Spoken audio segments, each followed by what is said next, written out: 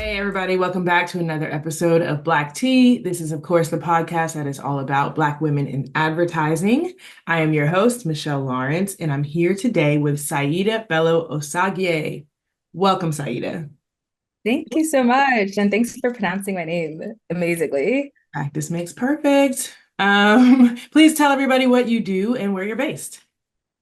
Yeah, so I'm an associate producer at a production studio called Versus that's based in New York, and I'm based in New York as well. Tell us a little bit about Versus. I know that it has currently a collaboration going with Blacktag. Can you tell us a little bit about Blacktag and Versus and what that collaboration looks like? How does it work?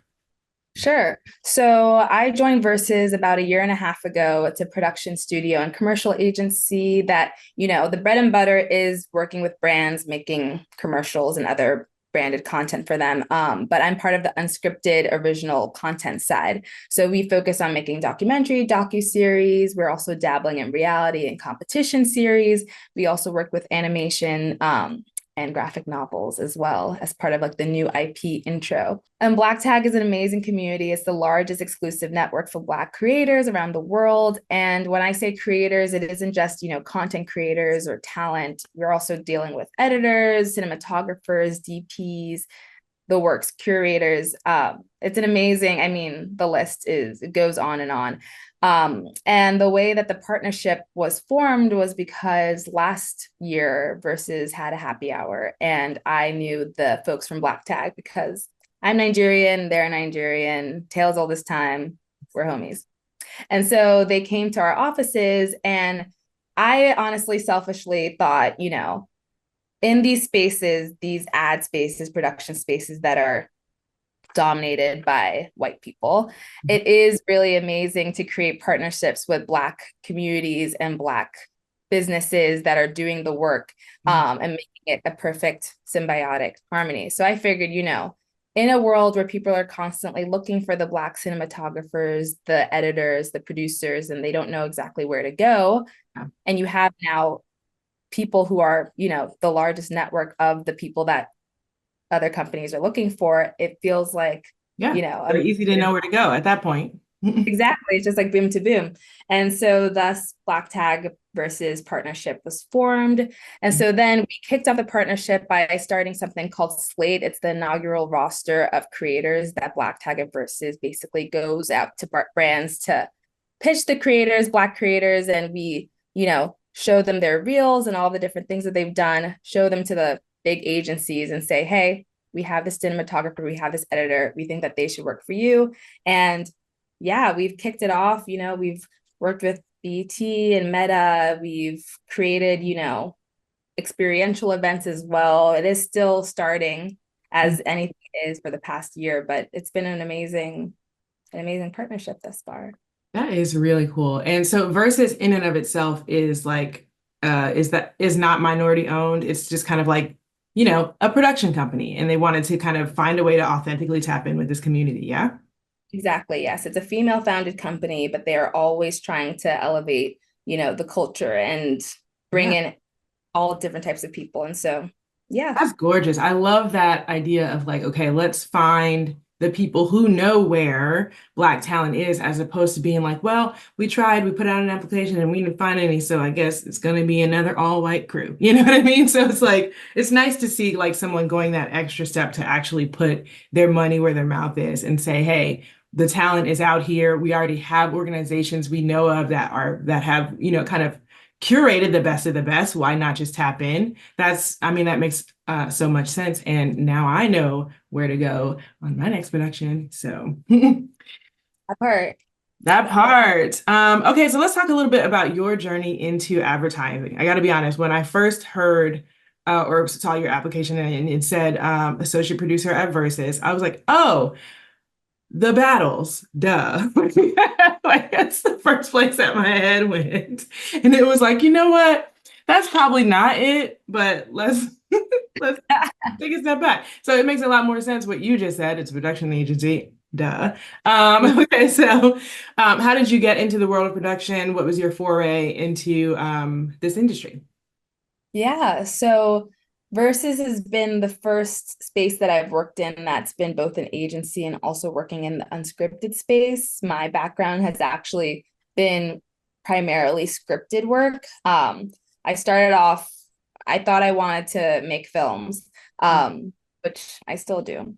And, I kind of did the whole New York Tribeca film production company. I worked at a film nonprofit for a year and a half, and then I worked as a director's assistant for a TV director for about 2 years. Yeah. And so at that point, I pretty much felt like I'd seen a good amount of what on set looks like, what behind the scenes looks like, what working with executives looks like, Mhm. working with makers, the works. But I wanted to definitely get my hands into the nitty gritty and actually have an idea and be able to bring it to a team and execute it. And so I was looking for jobs versus serendipitously came about. And that was when they were in pre-production for our documentary, The Choice Is Yours, that we did with Paramount last November. Mhm. So it was just perfect timing that they were looking for an associate producer and I was looking for a company to grow. And I will say also, when I joined the company, this was really at right before the writer's strike hit. And so that was definitely still, we're still feeling the effects of the writer's strike, obviously, but it was very cool as a writer myself to be able to still create and develop and work with creative people in a time and space when a lot of people weren't doing the same. Yeah, that's awesome. Okay, and so obviously you fell in love with film, and that led to you falling in love with the production aspect of things. So was advertising something that was always on your radar as an option in that regard, or was it something that you found out about a little later in life?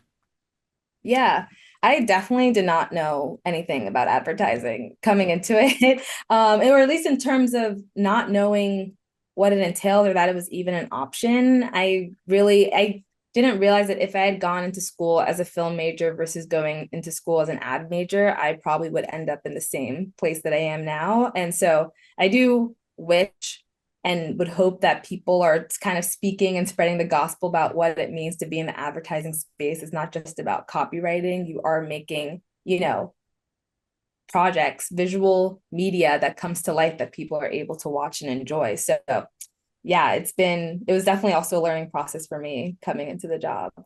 Yeah, for sure. So, and I had a very similar experience as well, like just doing, anything that I could with art and trying to find out like how do I get that creativity out there and not realizing that this whole industry was like sitting right there. You are a relationships manager at Creative Futures Collective. What is Sure. that? And what impact has it made in your own career? Yeah, great question. So, Creative Futures Collective CFC is a program that I became involved in 2021. They had this separate program that was with Soho House, and it was a mentorship program. And essentially, different people applied, and they chose 25 creatives to be partnered up with a mentor, somebody who was part of the Soho House community. And over the course of 16 weeks, we'd work together as both a cohort, but also with our mentors to kind of develop ourselves, who we want to be professionally and prepare for a showcase. So I did that in 2021. I was paired up with a mentor who's still my really good friend to this day. She's actually pretty close to my age. So it was kind of cool. I was like, hey, girl. But Cool aunt vibes. like vibes. And I was developing a web series at the time, and I was trying to come up with a pitch for it, which is funny now because now my whole job has been creating pitches to try to sell to people. But yeah, my final showcase, I pitched the web series and it was awesome. There was an exec in the audience actually, so I ended up pitching for them. And then that web series kind of turned into a pilot, which helped me get literary management actually, which was really awesome and exciting. Okay. Yeah, that's amazing. Um, Yeah, okay, so we're not just in production, we also, it sounds like, write a little bit. we do write a little bit. Yes. Okay. So a little something that I do as well and that I love to do. So yeah, Okay, cool. That's really awesome. And I hear you perform live comedy. How did you get into that world? I know it's like what, but I yeah, I started doing comedy last year. It was pretty serendipitous. My friend was putting on a show and she's in the comedy space, and one of the openers dropped out last minute, and she was like, I think you should go in. And I was like, oh Last my, minute? What? And then wait, so you hold on. Did you okay, already well, have like a dramatic. set put together? Did you already have like a tight 15 or whatever they call it? You were ready? No, okay, so this is dramatic. Last minute, as in like a week or two before. So I Okay. had time. But still, if you are Still, coming from like from scratch, that's kind of wild. I know, but I think it is really important to be surrounded by people that see something in you and are able to bring out the thing that you want to do, because I've wanted to perform on a stage, but I just feel like I needed the push. And then sometimes someone is like, well, here you go. What are you going to do? Say no. And I was like, okay, we're going to put something together. And yeah, so I started from there and I've been performing since. Give me the story of like that first time and you're up on the stage. How does it go? I know. Okay, so it was a two-nighter first of all. So I was like, okay, we are on the clock. Mhm. Um my it's actually funny to this day. I think that's the only performance I've ever done where I didn't feel that nervous. Like I don't know what I think it was probably because I was doing it with someone I was close with. I don't really know what it is, but I think I was just like, I'm just gonna have fun. And I didn't have a tight 10, if you will. I had 10 minutes and I put together like a very silly presentation of like things that happen in like society and like how I think it should go. But I just put together like, slide after slide, and I'm riffing with the audience. It's and it made me, I was like, okay, you know what? Like comedy doesn't have to be just getting up on stage being like, is this thing on? And coming Right. lines like What whatever. about? What do you guys want to talk about? Like what's the deal with airline food? Like it doesn't Yeah. do that. And once I let go of that expectation, I was like, okay, let me do what I think is going to be funny, at least for me, what's going to make me laugh. And Mhm. then hopefully that translates to the audience. And if it doesn't, it doesn't. And me and my friend, we were doing little bits in between as well. And so I was like, okay, this is fun. And luckily the audience, they were young, they were already happy to be there. It wasn't like they were, you know, Yeah. you know what I mean? Like Yeah. the room was excited. So it was fun. I think that probably the bravest thing you can do is doing something a second time. I think like the first time is so whatever, like whatever happens, happens. I still feel that way about like the first and really main short film that I've done. I made a short film right after college. And if I had known how much work that would have been, Yeah. I don't know if I would have done it. And I'm so glad that I did it because every single step was just being presented to me afterwards. And I was like, okay, so then I have to put together the crew, direct it, then I have to go into post, and then I have to go to festivals. So yeah, definitely taking things one step at a time. So important. Otherwise, the big picture is scary. It is. It is scary. I'm working on a jigsaw puzzle at the moment. It's not the same stakes, but Oh my, it's the same emotions. It's wait, like, I don't want to be like, I've always wanted to do a jigsaw puzzle, but like the big jigsaw puzzles, is that what you're doing? yes, yes, big jigsaw puzzle, teeny tiny little pieces. Like it's an endeavor. It's gonna take weeks, and I've made my peace with that. But it is like if I tried to just like look at the picture and be like, make the picture, like that's never happening. You know what I mean? So me being the type of creative that I am, I broke it down into little phases and segments, and I'm doing like little bits by bits, and it's a whole thing. But whatever. The point was, big pictures can be scary. Chunk it down however you need to chunk it down, but do it still anyway. Oh, Um, speaking, yeah. well, transitioning from that, because there's no segue from jigsaw puzzle to what I'm going to ask.